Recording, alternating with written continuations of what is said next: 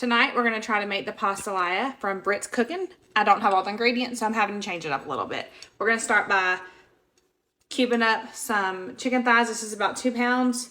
By the way, if somebody can make a chopper that would chop chicken the way this thing chops vegetables, it would be amazing. But I'm going to cube that up. Be right back.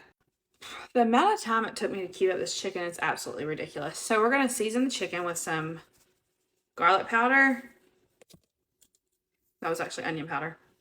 Onion powder, garlic powder, and of course, Tony's. I'm going to mix this up, and then I'm going to cut my sausage. All right, I went ahead and put a little olive oil in my skillet. I'm going to toss the chicken in and the sausage, and we're going to just let it brown on both sides. I just cut my sausage up like that. Now we're going to chop our veggies.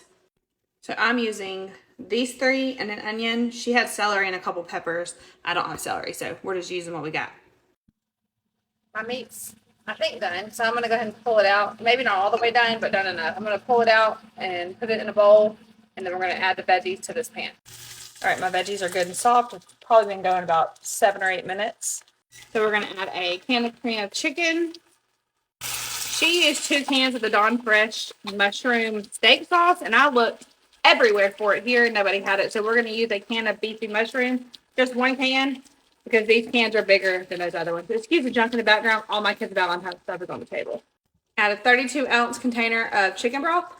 She used bow tie noodles, and I happen to have some. So I'm going to put in a whole box of, this is 12 ounce, of bow tie noodles. And then we're going to season it with some Tony's or Cajun seasoning of your choice.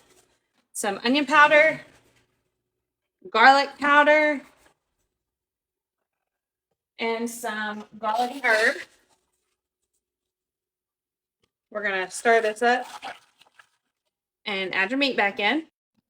All right, most of this liquid's absorbed, so I'm going to add a little bit of green onion, and I don't have fresh parsley, so I'm just going to shake a little dried in there, and we're going to give that a stir. It smells amazing. So I'm going to turn the fire off and put the lid on and let it set for about 10 to 15 minutes, and we'll be back for a taste test. Also, when I turned the heat off and put the lid on, I went ahead and threw some garlic bread in the oven.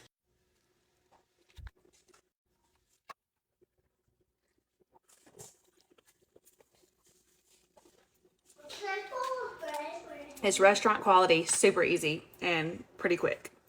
Give it a try.